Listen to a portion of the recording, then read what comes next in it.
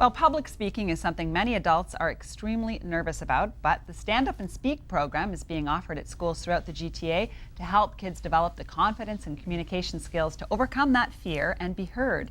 Jakel is principal of the organization. What a great idea.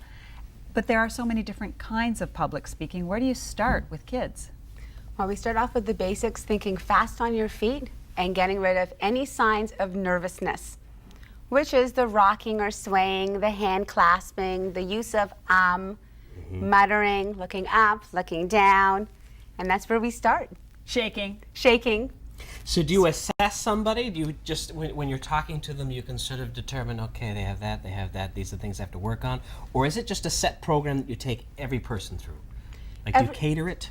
Yeah, we do cater it. Okay. Every person is unique in their speaking style. Sure. So I've been assessing you actually for the last 45 minutes, and you're doing a great job. Oh, thank you. Thank you. You got me nervous. And that's interesting. You must, in your travels, no matter who you meet, from your bank teller to your baker to the gas attendant, you're assessing their body language and their confidence level. All the time. It's scary. I bet. Do you ever tell people, I can help you? I did once. Yes. Mitch Albom, who's the author of Tuesdays with Maury and the 5 People You Meet in Heaven. I was at one of his readings and I told him, I was a public speaking coach. How did I do? And there was a lineup behind me and I said, let's not go there. He goes, no, I'm not letting you go until you tell me. Well, good so I gave him a few tips. Isn't that something? Yeah, well, he's a sports writer who became an author and became a personality as a result, and so he probably didn't have any Toastmaster preparation for that. No. But you do. You just won the Toastmaster 2006 championship. Woohoo! Yes, I did. So congratulations. Thank you. Thank you. Why do you think this program is so effective? Well, I think from a parent's point of view, we have to realize how important communication skills are when we're older. Sure. And also when we're younger. Conversing with adults and with kids, getting your point across, and always keeping communication open. And of course, that's where Stand Up and Speak comes in. So what are some of the exercises that you would utilize in the program? Can you give us some examples, some of the things that you would go through with kids? For impromptu speaking, we have a game called the Marble Challenge. Okay. And every time they say the word or a marble drops in the container, and we break it out into 2 teams, and we find out who has the less ums, ahs, or ers. And the team that does, we celebrate the next week with Timbits, of all things, which is great. We also play blah, blah, blahs, which is... We've done that many a time. We're masters. We're masters at that, where you just build upon a story, thinking fast on your feet, and we weave in magic words. So they're given a word that they have to weave into the story, and of course make it sound like we don't even know what the magic word is. Isn't that something? Now, do you very creative. Do you come up with all these? I know you're the co-founder. Did you sort of sit and say, well, what type of program is going to work, or is this based on another template? I came up with a lot of the programs on myself, yeah. And do you find that all of them work, or do you say, no, I have to change this a little bit? Well, sometimes we tailor the programs to the age. I mean, the Marble Challenge for teenagers, let's say, would not be as big of a hit with the younger crowd. Sure. Although the teenagers do like the Timbits, but everybody likes that. Everybody likes the Timbits. So we kind of go by the way that the age group is. And for adults training, of course, we switch it all over, and we have PowerPoint. We do a Jeopardy style game with the adults, and we try to make it as fun and creative for them rather than just standing up and reciting a speech. Sure. Right, but in terms of appealing to teenagers, you've also coached rap stars as well, so you can throw that in to impress them a little bit. I most certainly can. And I guess that it goes to show you that no matter what age or what level of success or where you are in life, this could be a real hindrance, and there's an opportunity to change that. Yeah, and even working with adults, we find that when it gets on to be that long, they're in their 30s and 40s and still have a fear of public speaking. It's a lot easier for us to take a child at 4 and 5 and to build upon that as opposed to working with the adults. Because the adults can actually say, you know what, this ain't going to work for me. Yeah. Like they're adults, they can make a conscious decision to say, I'm not going to give in. Yeah, well, the big difference too is when you have a room full of children, I need a volunteer. Oh, And then you adults, I need a volunteer, and they look at each other. They're trying to just Who's gonna disappear. do it? And then you say, Tim Hortons is involved. Yeah, that's right. Sign me up. Let's celebrate. Yeah, you should try that with the I adults. will have to try that. Now you have 2 different programs. You've got Public Speaking 101, which is 90 minutes long, the Confidence Builder, and I guess you get into other things then, 4 hours. You have Yes. different opportunities to, I guess, get the kids engaged in different ways. And in the schools, you offer both. So Yes. is it up to the school then? Usually what we find with the schools, they bring us in for the 90-minute presentation, and then they do a survey with the kids. How many of you would like to go to the next level, which is 4 hours, Right. which is more small, intimate groups so that they can actually get the one-on-one training that they need. And they prepare speeches as well. Hang on, because we want to continue this much more with Okay, Lorianne Jakel after great. this short break. You're watching Daytime. Stay with us, and if you're really good, maybe Tim Hortons will be involved. Ooh.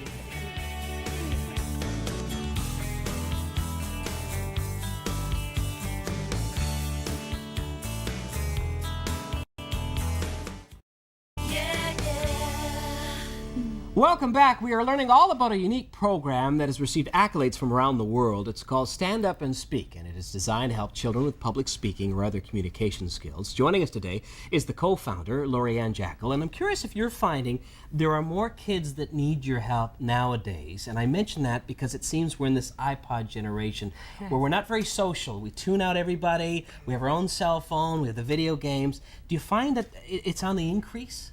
You see anything like that? I do, and also hand in hand with that, the text messaging. Absolutely. You know, these kids today can text message like that. Anything They can- about them, yeah. Yeah, they can actually text message and MSN and talk on the phone all at the same time. Right. And say, I don't need help with my communication skills. Right. But stand up and deliver a 5 to 7 Can't do minute it. speech.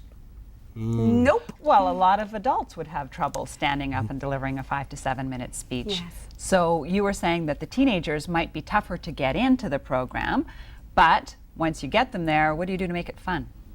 Well, we do a lot with the games. We do a lot with our training and building them up to say, do you know why these skills are important now? You know, a lot of you are 14, 15, and 16. You're going to be looking for a job pretty soon. You're going to need those skills for interviews. Some of you will be applying for colleges and universities, bigger classes, and your forum is standing up and speaking in front of hundreds of students. Yeah. And you need it. So the different types of public speaking that you would be dealing with would include, I guess, well, talking about a particular topic in front of other people, Yeah. debating as well. Yes. So what else do you do to try to mix it up a little bit? We also do PowerPoint training. We do microphone training as well. We do a little bit of stand-up comedy as part of our older program. Sure. And the ice. we do presentations so that wow us, and where we do infomercials. And we videotape them so they get to see themselves so that we can actually do all our evaluations based on the video of them. And I bet you get some interesting responses when your students have a chance to see themselves back on video.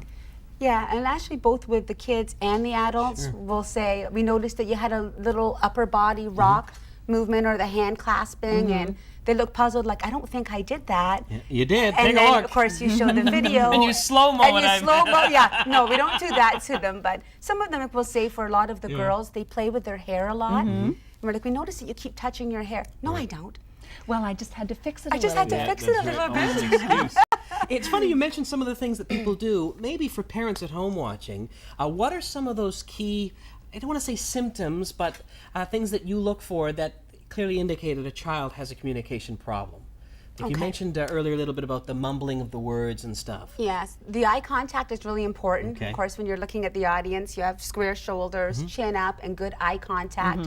We have a program that we do ESP, which is eye contact, smile, and posture. And those are the first 3 things that we work on. 3 things all parents want their children to have anyway. Yes, part of good manners. And then we work on what happens when they actually speak.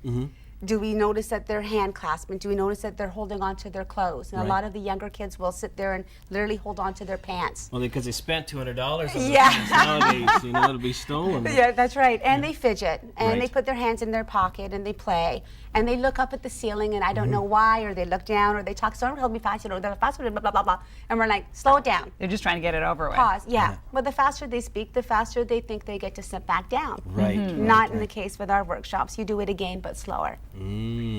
Okay, no cheating. No cheating cheating. at That's all. right. Never prosper. That's right. And the website is standupandspeak.com.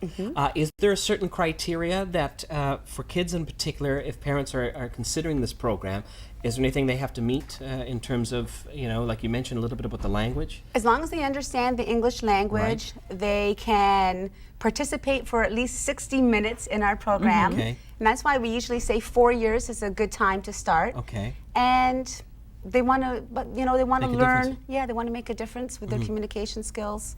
Have you ever found a student that, just doesn't want to open up? And there could be other issues as a result of that, where you can't seem to break down that barrier? Does that happen? I believe that there's been about 2 students in the last 5 years. Okay.